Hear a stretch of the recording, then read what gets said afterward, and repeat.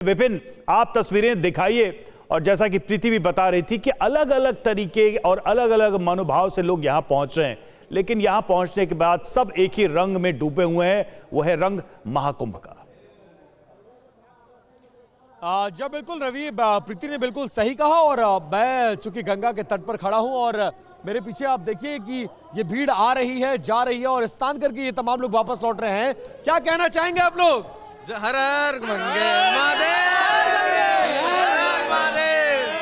और ये जो उत्साह है ये बताने के लिए काफी है कि खुले आसमान के नीचे गंगा के किनारे जब ठंड इतनी ज्यादा है तो इस ठंड में जो लोग ठंडे पानी में स्नान कर रहे हैं, यही ताकत है इस धर्म की। और यहाँ वैसे तो हिंदू धर्म कई जातियों में, कई वर्गों में, कई उसमें टुकड़ों में बटा हुआ है, लेकिन यहाँ आने के बाद वो सनातनी हो जाते हैं और उनका कोई जाति नहीं रह जाता, कोई वो नहीं, सिर्फ हिंदू धर्म में वो हो जाते हैं और वो एकता यहाँ पर नजर आती है। कुछ गाना वाना गाएंगे आप लोग? हर महादेव, हर महादेव गाएंगे। राम जय श्री राम, जय श्री राम, जय श्री राम, जय श्री राम। कहाँ से आए हैं आप लोग? ओडिशा, ओडिशा, पूर्णिया बिहार से। ओडिशा, ओडिशा। पीएम लोगों से इंतजाम है ये बताइए। श्री कृष्ण गोविंद हरे मुरारे, हे नाथ नारायण वासुदेव। बिल्कुल विपिन, जो एक एक शब्द लोगों के मुंह से निकल रहे हैं वही बता रहे हैं कि वो कहां से आए हैं, किस भाव से आए हैं। देश के अलग अलग राज्यों, अलग अलग हिस्सों से लंबी प्रतीक्षा, लंबी यात्रा करके लोग यहां पर पहुंचे हैं। अच्छा डीपी शास्त्री, अपनी बात आप पूरी करें। मेरा प्रश्न सिर्फ ये है कि हमारी एक भावना है संगम में स्नान को लेकर, और ये सदियों से है कि यहां पर पाप मुक्ति हो जाती है, पुण्य लाभ मिलता है। ये पाप पुण्य का चक्र क्या है? तब जबकि चाहे वो बौद्ध मत हो, हिंदू मत हो, इसमें यह बोला गया है कि जीवन में दुख है और कर्म का ये जो चक्र जब तक है तब तक दुख है। तो भला संगम में स्नान से इन दुखों से, इन पापों से मुक्त हो जाने की परंपरा क्या है, कथा क्या है, मान्यता क्या है? देखिए, दो चीज इसमें हम बताना चाहते हैं। दैहिक, दैविक, भौतिक तापा, तीन तरह के ताप हमारे जीवन में हैं। जो हम भगवती के या गंगा के स्नान तट पे जाते हैं, त्रिवेणी जो है ना, भगवान विष्णु भी हैं, ब्रह्मा भी हैं और शिव भी हैं। इस तरह मैं बता दूं, गंगा भगवान शिव के रूप में है, जमुना के रूप में भगवान विष्णु हैं और सरस्वती जो है ना ब्रह्मा जी के रूप में है। वो महासंगम त्रिवेणी ब्रह्म विष्णु रुद्र के रूप में, गंगा जमुना सरस्वती के रूप में प्रयागराज में जो हम लोग दर्शन कर रहे हैं, स्नान कर रहे हैं। दो स्नान है। क्या क्या स्नान है? एक हमारी मन के अंदर की जो गति है, हमारे मन के अंदर वो आप भगवान ज्ञानी ध्यानी जिस पे कृपा हो जाती है भगवान की, नारायण की, उस स्थान को ना भी करें ना तो अपने घर में भी गंगा को अपना कर सकते हैं बुला करके। ये हम सब में नहीं हो सकता है, इसीलिए हम सब कोशिश करके सबसे पहले नियम को पालन करते हैं, जाते हैं वहाँ भगवान के भजन कीर्तन करते हैं, स्नान करते हैं। कभी तो कृपा भगवान हम के ऊपर कर देंगे। हरि जब कृपा करेंगे तो उनका पद भी मिलेगा, पंथ भी मिलेगा, भक्ति भी मिलेगी, ज्ञान भी होगा, फिर वैराग होगा, फिर हम भगवान को पाएंगे। ये जितना मेला देख रहे हैं, जो संप्रदाय का मेला है, हम जितने लोग जुड़े हुए हैं इसमें, सब कोई ना कोई इष्ट के साधना किया हुआ है और ये 12 वर्ष इंतजार करते हैं कि कब महाकुंभ लगेगा और कुंभ में जा करके हम अपने बुद्धि के, शक्ति के, स्थान के, ज्ञान के हम देंगे। किसको देंगे? सनातन को, हम भारतवासियों को। अब देखिए, रसिया का जितना जनसंख्या नहीं है, यूएसए के जितना जनसंख्या नहीं है, उससे ज्यादा लोग कुंभ में स्नान करने आ रहे हैं। बिल्कुल। पाकिस्तान की जो संख्या नहीं है, उससे ज्यादा लोग नहाने आ रहे हैं। बिल्कुल, पूरी दुनिया।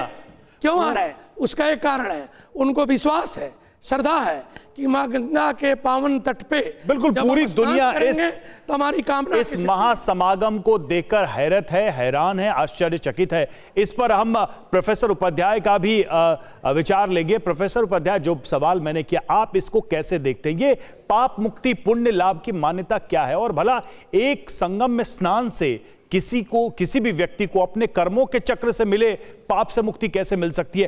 क्या कथा है, क्या मान्यता है? देखिए, प्रयागाख्यम महातीर्थम भवरोगस्य भेषजम कहा है। असल में कुंभ का जब आविष्कार हुआ तो वहां क्या लिखते हैं? वहां लिखते देव दानव संवादे मध्यमाने महोदधौ उत्पन्नोऽसि तदा कुंभ विष्णुना विधृता स्वयं। भगवान विष्णु ने यह उपदेश किया या यह संदेश सुनाया देवताओं को जब दैवी शक्ति दैत्य शक्ति से पराजित होने लगी। कहा कि ये तो पॉजिटिविटी जब निगेटिविटी से पराजित होने लगेगी तो संसार में कोई काम नहीं होगा। पुण्य जब पाप से भारी पड़ जाएगा, जब पाप पुण्य से भारी पड़ जाएगा तब तो विपरीत क्रिया हो जाएगी। इसलिए भगवान ने कहा कि समुद्र का मंथन होना चाहिए और अमृत निकलना चाहिए, उस अमृत से जगत का कल्याण होगा। इसलिए जो पाप पुण्य की अवधारणा है, पॉजिटिविटी निगेटिविटी की अवधारणा है, और निगेटिविटी से आप आगे नहीं बढ़ सकते, आपको पॉजिटिविटी लेके चलनी पड़ेगी। यहां पर क्या देखा जा रहा है? यहां पर त्रिवेणी तीनों नदियों का संगम है और यहां पर जो पर्यावरण है वह पर्यावरण नदियों के तट पर किस प्रकार विकसित होता है, क्योंकि निपानाद उद्धृतम तोयम, तो वहां पर कहते हैं कि कौन सा जल श्रेष्ठ है, सबसे श्रेष्ठ नदियों के, और नदियों के बाद तीर्थों के जल को माना है, तीर्थों के बाद गंगा के जल को माना है। तो कहा जल को आप शुद्ध और पवित्र रखिए, क्योंकि आपोस्मान मातरः, आप क्या है? आप माने होता है जल, ये वेद का मंत्र है। तो कहता है जल को शुद्ध रखिए, क्योंकि जल क्या है? हमारी माता है।